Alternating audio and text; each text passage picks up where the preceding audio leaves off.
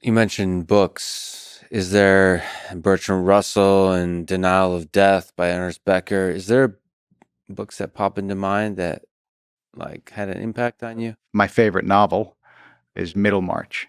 Middlemarch. Middlemarch. I remember, like, I was listening to a podcast. I was listening to one of your podcasts where you said where your guest said the two greatest novels of the 19th century were Brothers Karamazov and what was the other one he mentioned? I don't remember. Dostoevsky as well, or no? I think Was it both Dostoevsky? I might have been. I don't Yeah. remember. Maybe but anyway. But I would say Middlemarch is up there. Middlemarch like presents an entire world, and it's written by a woman, Mary Ann Evans, who took the pen name George Eliot, who you feel. Virginia Woolf said it's the only English novel written for grown-ups. You feel the genius in her sentences, like the pressure of her intellect in her sentences. It's a wonderful, wonderful book. I love it. Pressure of her intellect. Yeah, you really do.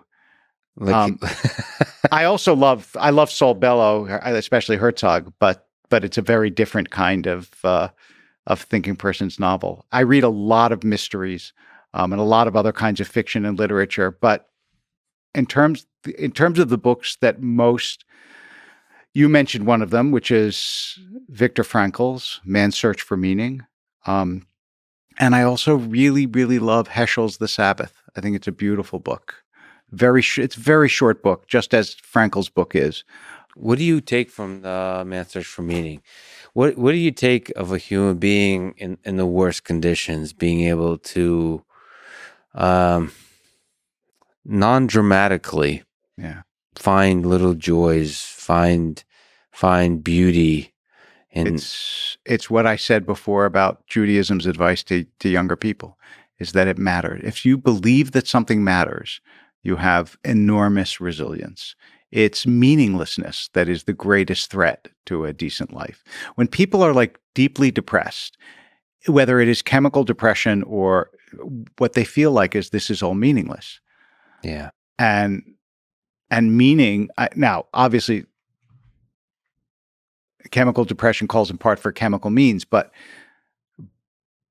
meaning is the great antidote.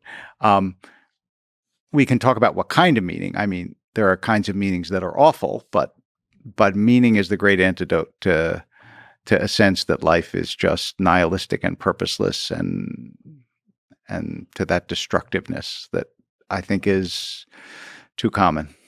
Yeah, so maybe the heroic action in Nazi Germany, in the Holocaust, in the camps, is even not the action, but just the realization that every life matters. So here's this really wonderful story that Hugo Gryn, who was a rabbi in England, died, I don't know, like 15, 20 years ago, used to tell. He grew up in Auschwitz.